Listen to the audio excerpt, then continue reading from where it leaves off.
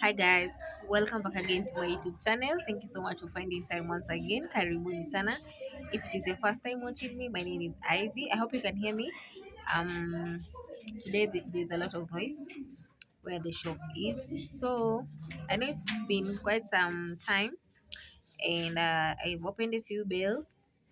Yeah, I just said go with how the season is. Don't rush so much to open bales if your area has not really grasp the how do I say the buying and selling. If sorry, the selling. If it has not picked up, please don't rush to open those bales. Or if they were if maybe people are asking for bales and they're not able to reach at that higher level of buying the high cost bales, like for example skinny jeans or mixed dresses or boy shorts. I'm just giving example. That is if your area it has not adjusted yet, don't rush to open bales. So if you're able to keep up with how the pace is going, well and good, you can open. But what I can advise is, for example, for me, I think I also posted a video that I'm not depending on one business. Most of you have known me to sell in pieces and sell in bales. And first of all, before I even continue, those who have been asking for rompers, baby rompers, I have not gotten the orders that I want, or maybe the amount of orders that I want to open that bale. Remember, the baby rompers bale has so many pieces. It has so many pieces. Canadian, Chinese, they have a lot of pieces. So if you've not had the orders, maybe many orders, and you're opening that bill, you remember it reached a point where I was clearing those pieces at 50 bob. Imagine. So it's a bill that just requires a lot of orders so that it can move at a faster rate. So yeah, but I'm going to open anyway. It's something that is also in my mind, but I just want the orders to be, like more. So I was saying I'm not depending on one business, which this is the shop that like this is the shop that sells the pieces and also the bills. But I'm also doing a side hustle. I'm doing I'm doing farming. Farming is just recent. I'm doing farming. Also, like, I usually bake mandazis in the morning. I think I explained. In the morning I wake up around 5, make them supply to the shops, come and open the Mtumba shop. And also I plait hair. That is also recent. So I've seen that, like I usually say, I was discussing this with my person the other time, and was we were talking about how the economy is.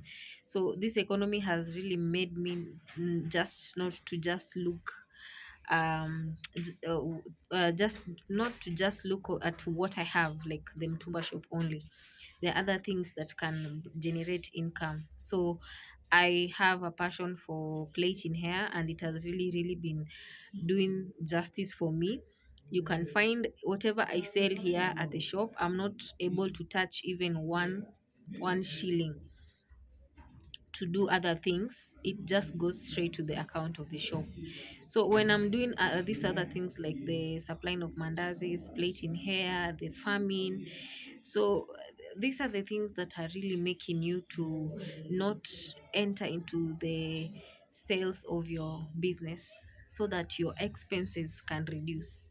So I think I can advise that. I'm not saying everybody knows how to plate, but at least one or two people, you know how to make some buy things. Like at the end of it all, people have to eat. Whether the economy is bad, whether the economy is good, people have to eat. So you can maybe even be making mandazis or maybe bajias, chipo. But they don't look at what people will say. People think, okay, on their side, or maybe in their perspective, they see me as somebody who has a status, a high, how do they say it, how do people say it, like somebody who's just ranked at a higher, I'm not complaining. Maybe that is the grace that God has given me, but I'm not going to use that status to limit me and not to do other things that can generate income. So I think what I'm doing right now, or maybe I can advise, I'm really trying these other things that I've introduced apart from Tumba business. I want to be able to maybe train somebody else so that I can be able to, like when you have many hands, or maybe you have help, for example, in the mandazi business, you can be making a lot of orders at once because you have extra hands. So that is what I mean. So for example, here at the shop, it's not something complicated because I already have somebody who knows what I want. Or maybe at some point you find people, when they come to the shop, they want to talk to me directly, I can avail myself. But if they don't mind talking to me direct, they can deal with my helper here. So I can do other things. I can go and plate if I've been booked somewhere. I can, but I do also makeup. I can do makeup when somebody wants. Maybe I've been booked or somebody has told me in advance. By the way, it's always in advance because you can find, maybe I have clients that I'm going to talk to. Maybe they're coming to the shop to know more about bills and whatever, or maybe I'm dealing with deliveries. So there are different types of tasks every day. So I'm just saying, guys, do not limit yourself. Don't limit yourself. Try and do something and add to that business. You can also add M-Pesa, like something that can generate another income apart from the business that you have. So I think the economy, it has really opened my eyes, and maybe most of you, that one income right now, it's not enough. And I told you the story about bells. Don't think that when you're buying a bell, for example, like mixed dresses around 22,000, don't think that that 20 I've made a profit of 22,000. No, you can find from that bell I'm getting around 3 or 2,000 or 2,500 or maybe even 2,000. Why am I saying that? Because sometimes you find the cost of when it has been shipped from where it's supposed, it has been dropped to where it is reaching you. Anything that it has incurred along the way, you minus. So you can find even sometime you are remaining with 1,500. So I say the benefit of these bales, it is selling them like zikienda zikiwa mingi at once. So you can find maybe in a day you're making a profit of 5,000 if they are selling at a faster rate. That is what I mean. So my dears, don't don't feel pressured. By the way, if your shop if your shop is not responding the way you want, take your time. Don't rush and get bills if it is not giving, like the sales are the walk-ins or the online sales, they're not adding up. Please just take your time. Don't rush. Rush, by the way, because you're going to open a bill. That bill, when you're opening, it needs to recover the capital so that you can get another bill. So, and if you're having challenges, you can really take a break and just be selling whatever it is in the shop. I know there is rent, there is electricity, there is water, there is whatever, everything, it is looking up to you. But do you know what? Sometimes just taking a break can really make you to reflect, like, what am I doing wrong? Where can I rectify? What can I do to improve on a certain area? So I'm just saying, if you need to take a break, take a break.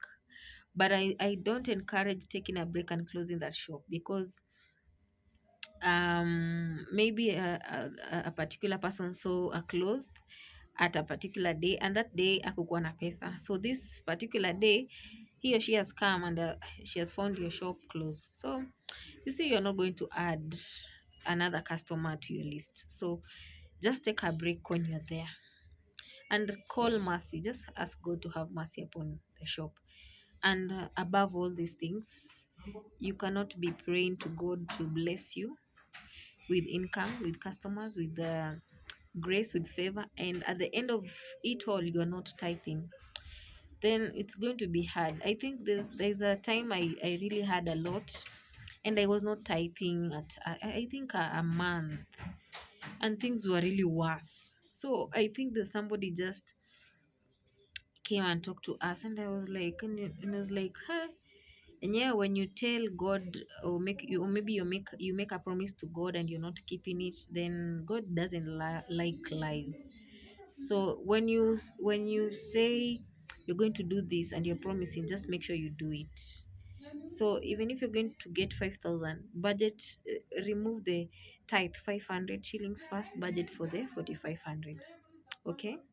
So I hope that maybe that helps somebody. Please don't feel pressured. Everything is not okay right now.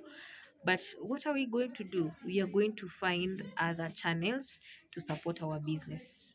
So maybe sit down, analyze what your area can have, even if it is popping popcorns and supplying to the shops. Please don't feel embarrassed. I can never be embarrassed of what I do.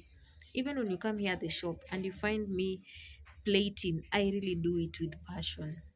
And I can say I didn't expect plating or braiding hair, or doing people's hair will be a source of income once more. So I'm grateful to that. So I was just encouraging somebody. I know we the people who their business, they have not been affected, but I just know that we are also feeling the pinch of the economy. So if you're in that category, guys, you're not alone. But I'm just saying that you should not give up. But if you need to take a break and re-strategize, it is also okay. So guys, thank you so much. Keep on subscribing. We are on the road to 5,000 subscribers, and definitely I will see you in the next video.